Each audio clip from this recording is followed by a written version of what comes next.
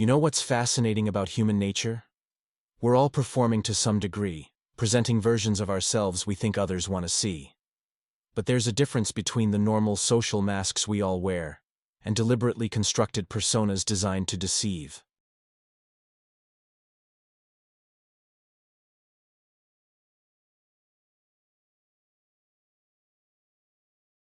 Claire Bennett learned this distinction the hard way when she welcomed her brother's new girlfriend into the family with open arms and an open heart, only to discover 18 months later that everything about Vanessa Hayes had been carefully calculated theater. Not her name, not her backstory, not her affection for Claire's brother Jason, and certainly not her interest in their recently widowed father's considerable estate.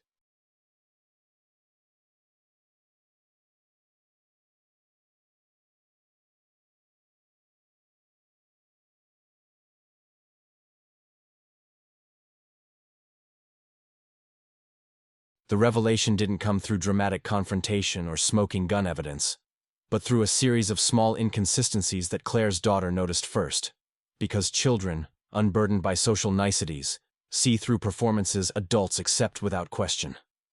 This is a story about how Shan intentions make us vulnerable, how grief clouds judgment, and how sometimes the people who seem too good to be true are exactly that.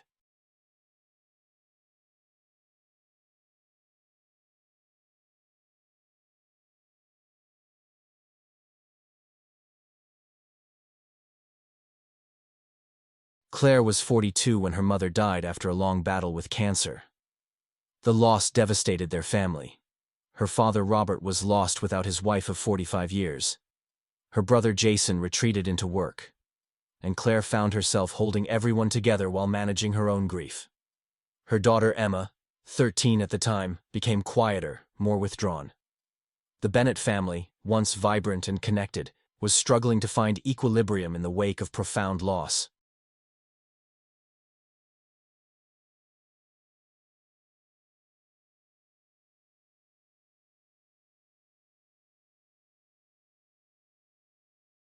Jason met Vanessa 6 months after their mother's funeral.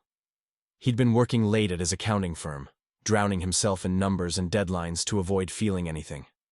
Vanessa was new to the company, a consultant brought in for a major project.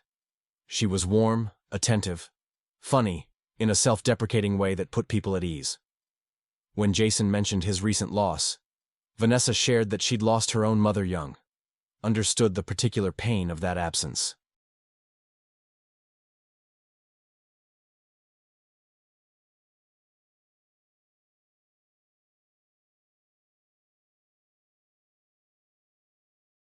It created instant connection. Jason brought Vanessa to Sunday dinner 8 weeks into their relationship. Claire was thrilled. Her brother hadn't dated seriously since his divorce 5 years earlier, had been isolating himself more each year. Vanessa seemed perfect for him. She was beautiful but not intimidating, successful but humble, interested in the family in ways Jason's ex-wife never had been.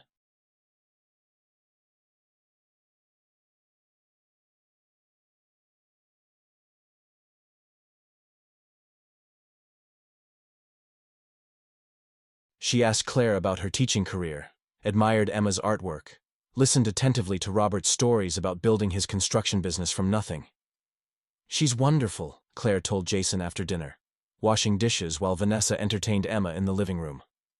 "I'm so glad you found her." Jason's relief was palpable. He'd been nervous about the introduction, worried his family would think he was moving on too quickly from their mother's death.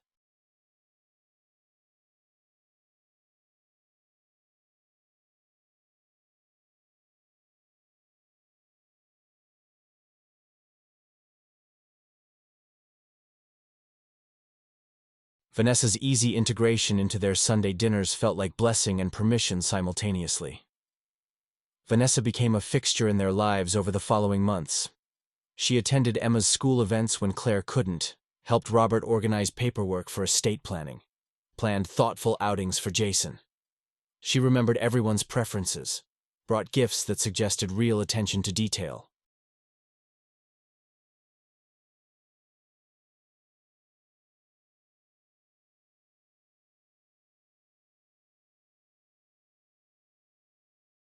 When Claire mentioned missing her mother's apple pie, Vanessa showed up the next week with one she'd baked herself, using a recipe she said was her own mother's. The gesture made Claire cry. Robert was particularly taken with Vanessa. She'd sit with him for hours, looking through photo albums, asking about his life and marriage. She reminded him of his wife in some ways, she said. The kindness, the attention to family. Robert, lonely and grieving, bloomed under Vanessa's attention.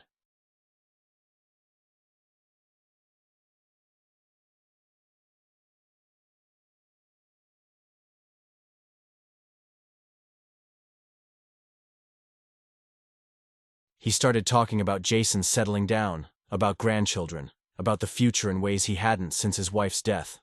Claire was grateful for whatever brought light back to her father's eyes. Jason proposed after a year, and nobody was surprised. Vanessa cried the right amount, said all the things a woman in love would say. The wedding was planned for the following spring, 8 months away.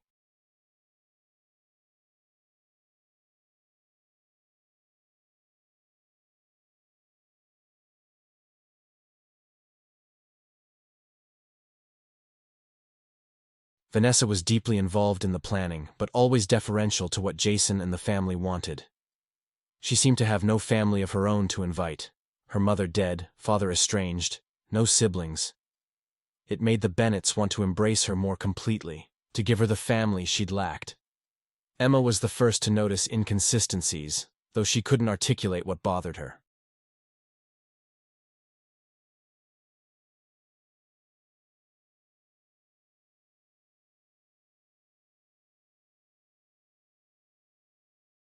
Vanessa's stories about her childhood changed slightly in retelling. The town where she grew up shifted locations. Her mother's death moved from car accident to illness and back. Her college degree was from different universities depending on who she was talking to. Small things, easily explained as misremembering or misspeaking. But Emma, with the unfiltered perception of adolescence, felt something was wrong. "I don't like her," Emma told Claire one evening.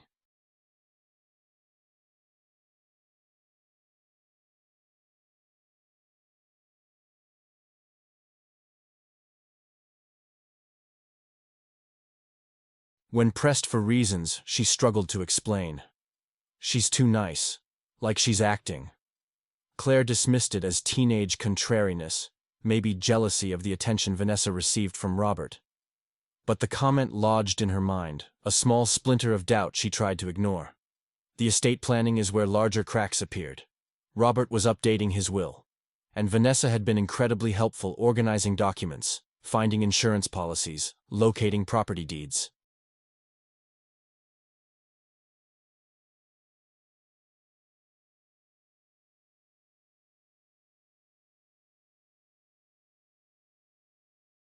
She seemed to understand complex financial matters in ways that surprised Claire, given Vanessa's claimed background in hospitality management. When Claire mentioned this to Jason, he got defensive. "She's smart," he said. "Why is that suspicious?" Claire backed off, but she started paying closer attention. She noticed how Vanessa steered conversations with Robert toward his assets, his properties, his investment accounts.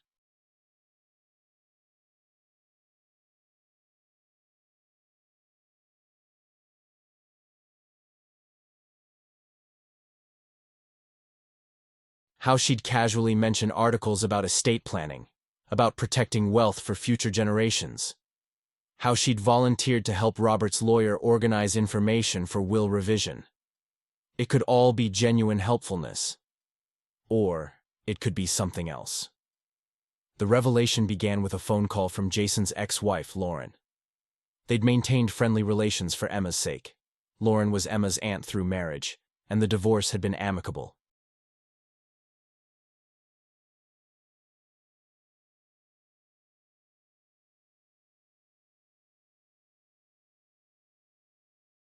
"I need to talk to you about Jason's girlfriend," Lauren said, her voice tight with concern.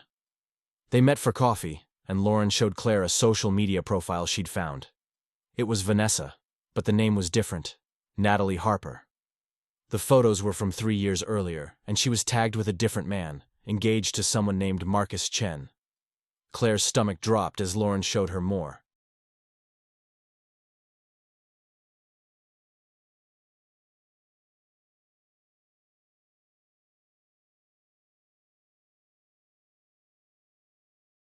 Multiple profiles under different names, different locations, different relationship statuses.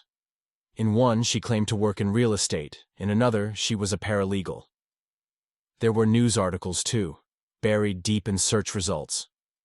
A woman matching Vanessa's description had been investigated in another state for targeting elderly widowers, though charges were never filed due to lack of evidence.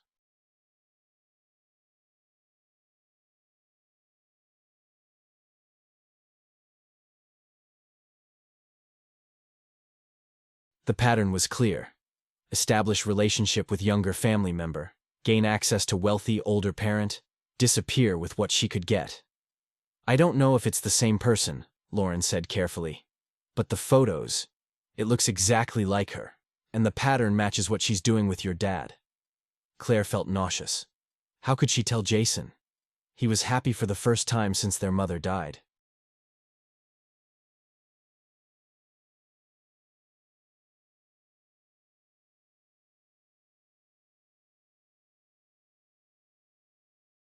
How could she tell her father who'd found joy again through Vanessa's attention? But how could she not? Claire hired a private investigator, needing certainty before destroying her brother's relationship. The investigator confirmed Lauren's findings and uncovered more. Vanessa Hayes didn't exist before 2 years ago. Her real name was probably Victoria Hartwell, though she'd used at least 5 names in the last decade.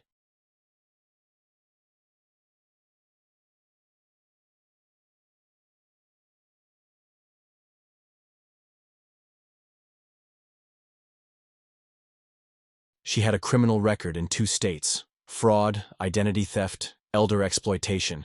She'd served 18 months in prison 7 years earlier. Everything about her was constructed: the career, the dead mother, the tragic backstory designed to elicit sympathy and trust. Confronting Jason was one of the hardest conversations of Claire's life.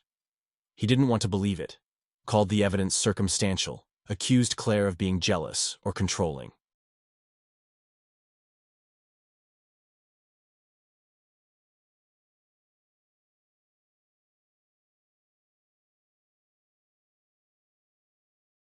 "You've never liked anyone I dated," he said, which wasn't true, but felt true to him in that moment. Claire showed him photo after photo, article after article, the investigator's report. Slowly, she watched her brother's face change from defensive anger to sick realization. They decided to confront Vanessa together, with the investigator present and everything documented. Claire's hands shook as they sat across from Vanessa in Jason's living room.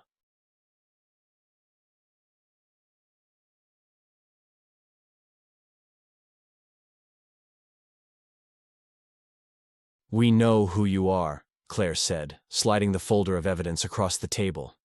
"We know about Victoria Hartwell, about the other men, about the prison time." Vanessa's mask didn't slip immediately. She tried confusion first, then hurt indignation. "I don't know what you're talking about, this is crazy." But as they presented more evidence, her expression changed. The warmth drained from her eyes, replaced by something cold and calculating.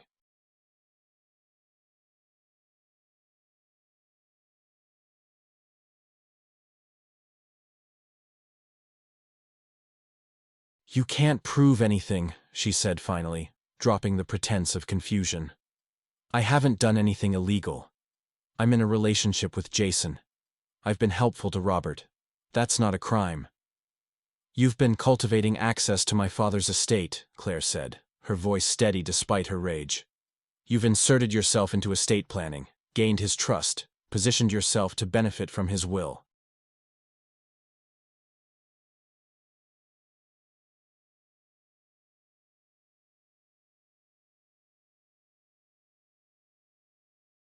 "That's exactly what you did to 3 other men in 2 other states." Vanessa stood, collected her purse with deliberate calm. "Jason," she said, her voice still carrying traces of the affectionate tone she'd used for months. "This is ridiculous. Tell them." But Jason was silent, staring at the woman he'd planned to marry as if seeing her for the first time. "Get out," he said finally.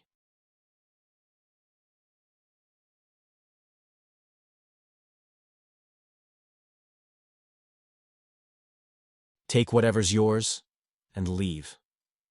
Vanessa laughed, a sound completely different from the warm laughter the family had come to know. You're making a mistake, she said. You'll regret this.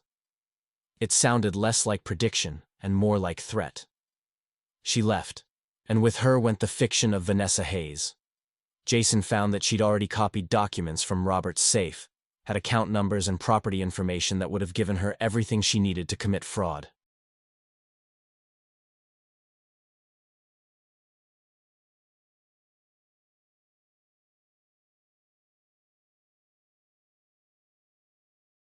If they'd waited another month, if Emma's unease and Lauren's concern hadn't prompted investigation, Robert might have changed his will with Vanessa as significant beneficiary.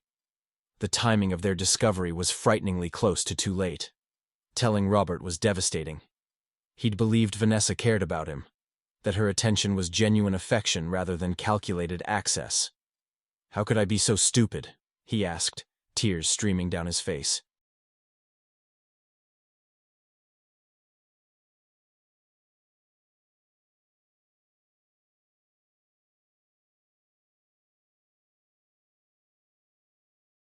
Claire held her father while he cried, grieving not just for the deception, but for his own vulnerability, for how easily his loneliness had been weaponized against him.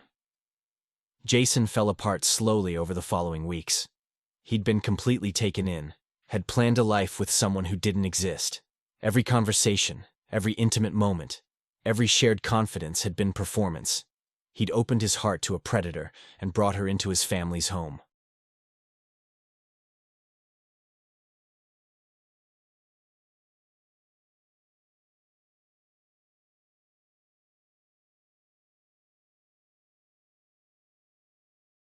The betrayal went beyond romantic hurt to existential questioning. If he could be so wrong about someone he'd loved, could he trust his judgment about anything? The police were sympathetic but ultimately unable to prosecute. Vanessa hadn't actually stolen anything, had committed no provable crime in their jurisdiction. She'd manipulated and deceived, but manipulation wasn't illegal. She'd vanished as completely as she'd appeared, probably already working on her next target somewhere else.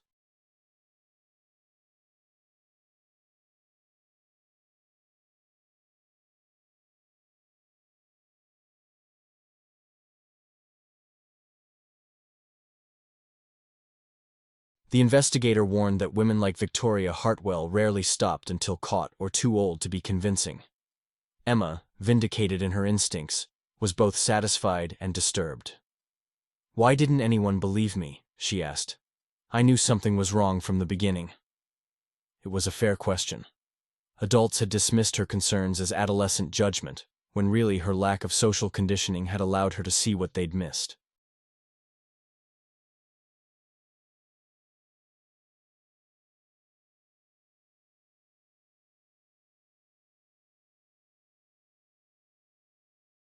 Claire apologized for not trusting Emma's intuition, promised to listen more carefully in the future.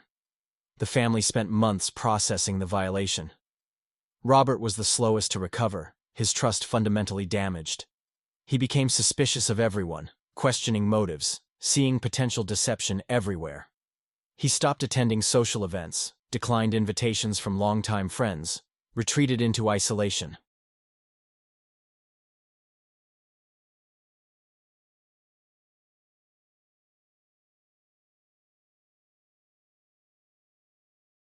Claire worried he was better off before knowing the truth, when at least he had the comfort of believing Vanessa's affection was real, even if temporary.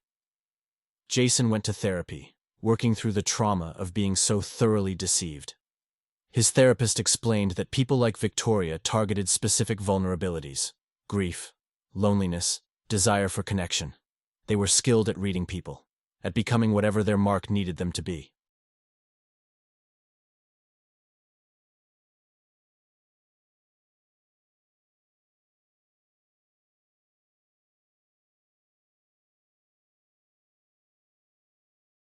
Jason's grief over his mother had made him particularly vulnerable, and Victoria had exploited that ruthlessly. Understanding helped intellectually, but emotionally Jason struggled with shame and self-blame. Claire found herself angry on behalf of her family, but also on behalf of all the other families Victoria had victimized.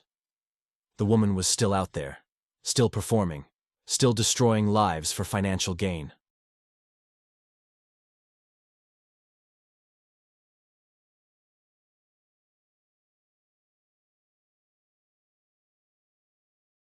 The justice system couldn't touch her because she was careful, never quite crossing lines that would lead to prosecution. She existed in gray areas, exploiting legal loopholes and emotional vulnerabilities with equal skill. A year after Vanessa's exposure, Jason ran into someone who'd almost been another of Victoria's victims. The man recognized Jason from news coverage. The investigator had gone public with Victoria's pattern, hoping to warn potential future targets.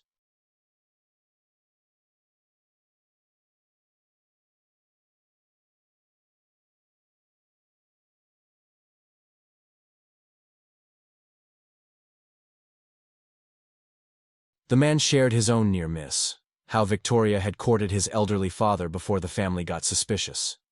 They'd confronted her before she could do significant damage, but the emotional toll had been severe. Jason started a support group for families affected by what they called romance scams targeting vulnerable populations. He connected with others who'd experienced similar deceptions, shared resources about recognizing red flags, advocated for stronger legal protections.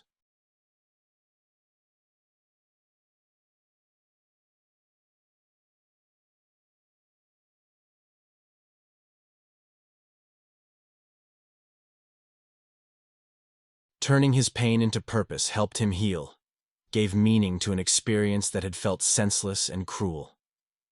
Claire watched her brother transform his victimization into advocacy, and felt pride mixed with sadness for the journey that had brought him there.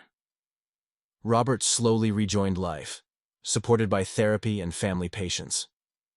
He started dating again eventually, taking things much slower, maintaining healthy skepticism.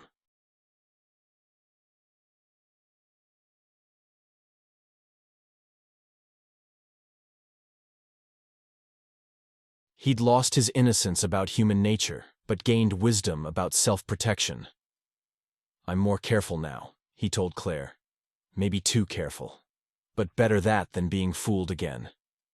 She understood. The cost of one deception was lasting wariness about all connection. Emma, now 15, had learned lessons about trusting her instincts that would serve her well.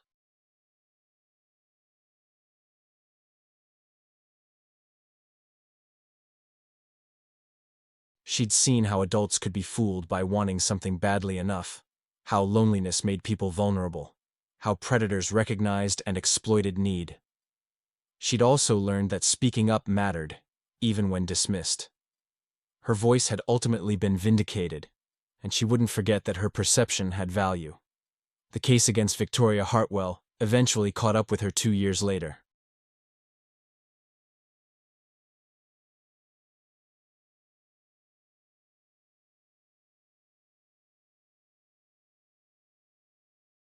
She'd gotten sloppy with a mark in Nevada, actually stolen funds rather than just positioning herself to inherit. She was arrested, prosecuted, and sentenced to 5 years in prison. The prosecutor contacted Jason, asked if he wanted to testify about her pattern of behavior. He agreed, traveling to Nevada to tell his story in court, to help ensure Victoria couldn't hurt anyone else for a while. Facing her in the courtroom was surreal.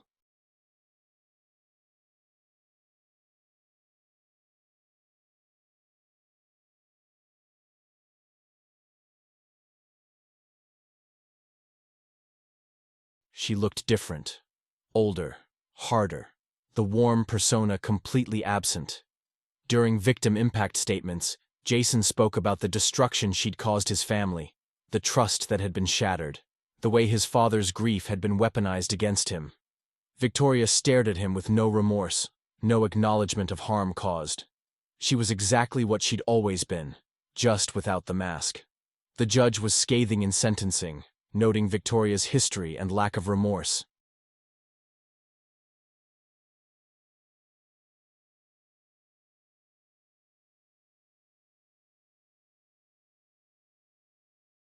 "5 years wasn't enough for the cumulative harm she'd caused, but it was what the law allowed.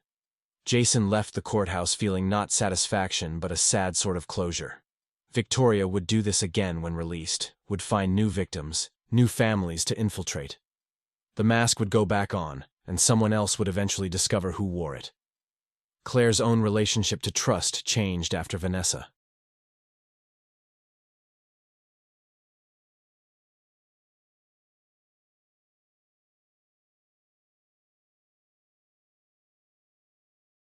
She found herself questioning people's motives, looking for hidden agendas, maintaining emotional distance as protection. Her husband pointed out that she was letting Victoria's deception poison her other relationships, that not everyone was performing with malicious intent. It was true, but knowledge of what was possible made innocence impossible to recover. Jason eventually dated again, though with extreme caution. He was upfront about his history, about why he needed to move slowly.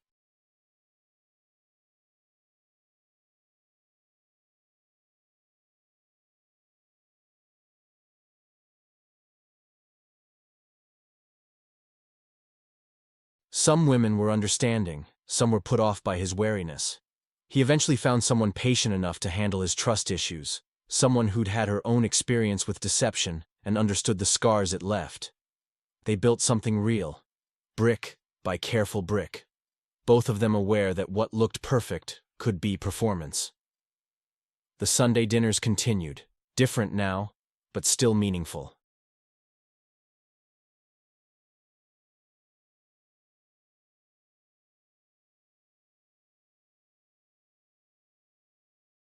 There were 4 chairs at the table instead of 5.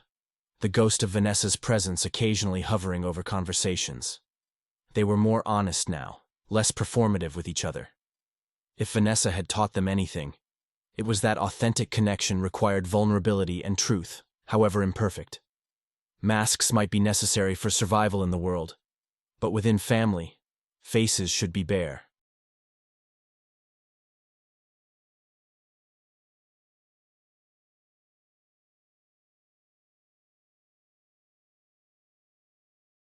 Robert never quite recovered his previous optimism about human nature, but he found peace in his family's survival of the ordeal. "We almost lost more than money," he said on the 2-year anniversary of Vanessa's exposure. "We almost lost each other, fighting about whether to believe Emma, whether to trust the evidence. That would have been her real victory." Claire agreed. Victoria's masked intentions had been revealed, but the damage could have been permanent.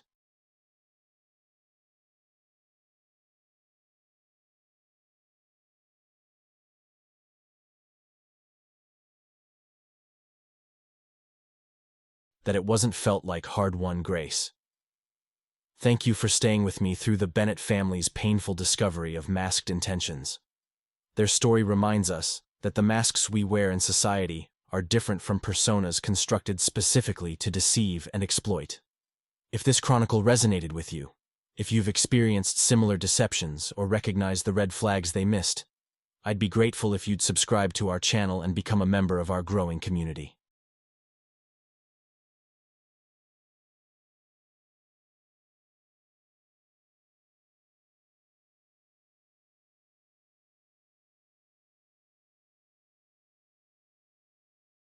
Your support allows me to continue sharing these important stories about vulnerability and predation, about trusting instincts even when dismissed, about the long work of rebuilding trust after it's been systematically betrayed. Together, we create awareness that protects others from similar harm.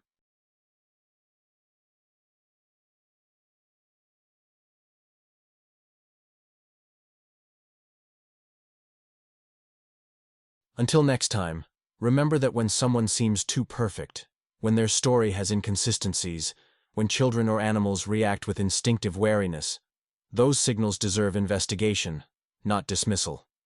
The masks we should worry about aren't the social ones we all wear, but the elaborate constructions designed to hide predatory intent.